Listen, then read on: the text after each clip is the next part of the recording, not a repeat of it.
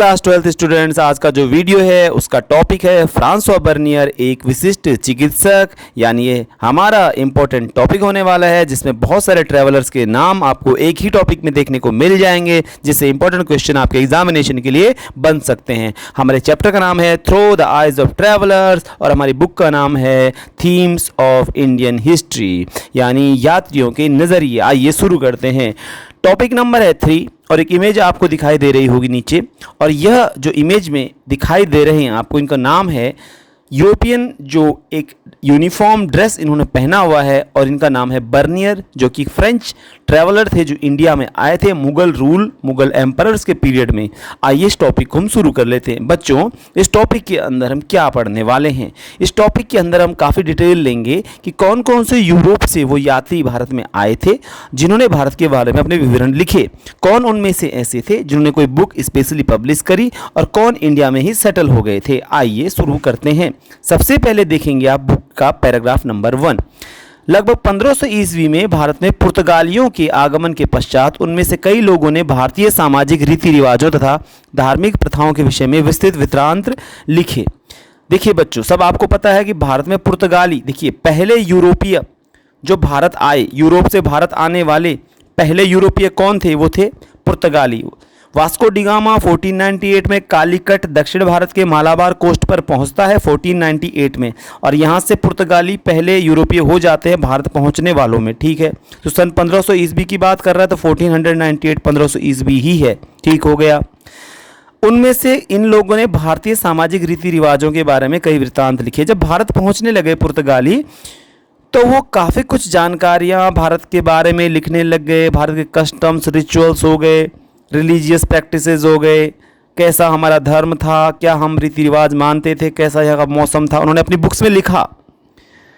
इनमें से एक प्रमुख व्यक्ति हैं यूरोप के चुनिंदा लोग जो आपको एनसीईआरटी में दिए गए हैं, जेसुइट रॉबर्टो नोबिली। जेसुइट उन लोगों को ईसाई धर्म में कहा जाता है जो ईसाई धर्म की शिक्षाओं का, कैथोलिक शिक्षाओं का प्रचार प्रसार करते हैं। तो जो ये कैथोलिक चर्च ने ईसाई धर्म की शिक्षाओं का और ईसाई धर्म का प्रचार प्रसार करने के लिए एक विशेष संस्थान स्थापित किया, और उस संस्थान के सदस्य सब जेसुइट कहे जाते हैं। तो जेसुइट एक प्रकार से ईसाई धर्म प्रचारक होते हैं।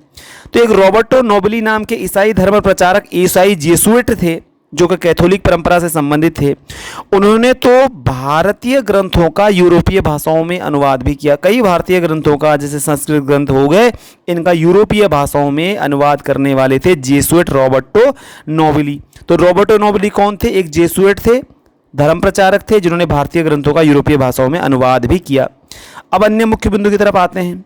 अन्य प्रमुख यूरोपीय लेखकों में जिन्होंने कुछ लिखा है भारत के बारे में, तो सबसे प्रसिद्ध यूरोपीय लेखकों में एक नाम दुआर्ते बारबोसा का भी है। दुआर्ते बारबोसा ने मुख्य रूप से यात्रा दक्षिण भारत के विजयनगर साम्राज्य की थी। कहाँ की? विजयनगर साम्राज्य की। तो दक्षिण भारत में व्यापार और समाज का विस्तृत विवरण तैयार करने वाले हैं दुआर्ते बारबोसा। मध्यकालीन यूरोपीय यात्री जो भारत में आए, दक्षिण भारत में आए थे, व्यापार और समाज का विवरण दिया है इन्होंने। सन 1600 के बाद तो भारत में कई लोग आने लग गए यूरोप से। सन 1600 के बाद, 1600 ईस्वी के बाद, यानी कि 1601, 1602, इसके बाद भारत में कई प्रकार से यूरोप के यात्री आने लग गए, जिनमें डच आए, डच यानी हॉलैंड यानी कि नीदरलैंड के रहने वाले जो लोग होते हैं, अंग्रेज आए, इंग्लैंड के रहने वाले, और फ्रेंच यानी फ्रांसीसी यात्रियों की संख्या 1600 के बाद भारत में बढ़ने लग गई। ठीक है, तो बारबोसा तो पुर्तगाल का ही था, ध्यान रखिएगा, और जेसुइट नोबिली ये भी पुर्तगाल के थे। अब आगे क्या कहानी है? सबसे प्रसिद्ध नामों में से एक नाम और भी है, फ्रांसीसी जौहरी John Baptiste Tavernier. French jeweller John Baptiste Tavernier. ये जॉन बैप्टाइज तैवर्नियर जो थे भारत में 6 बार आए थे। 6 टाइम्स ही ट्रेवल्ड इंडिया। तैवर्नियर का नाम याद रख लीजिएगा। भारत की व्यापारिक स्थितियों से बहुत ज़्यादा प्रभावित था तैवर्नियर, फ्रांस का यात्री। तैवर्नियर फ्रांस का और बर्नियर भी फ्रांस का। भारत की तुलना ईरान और ओटोमन साम्राज्य से की है तैवर्नियर ने। तैवर्नियर कौन है? फ्रांस से आने वाले यात्री हैं, और इन्होंने भारत की व्यापारिक स्थितियों की तुलना किससे की है? इन्होंने भारत की व्यापारिक स्थिति, भारत में व्यापार कैसा होता है, उद्योग कैसे, लोग क्या सामान खरीदते हैं, क्या सामान बेचते हैं, और भारत में व्यापार किस प्रकार से चलता है, इसकी तुलना ईरान के साथ और ओटोमन साम्राज्य, ओटोमन साम्राज्य वो साम्राज्य था जिसकी राजधानी 15वीं या 16वीं सदी में कुस्तुनतुनिया कॉन्स्टेंटिनोपल तुर्की के अंदर थी, और ओटोमन साम्राज्य के मुखिया को खलीफा भी कहा जाता था। ये इस्लामिक साम्राज्य था, इतना मैं आपको बता रहा हूँ।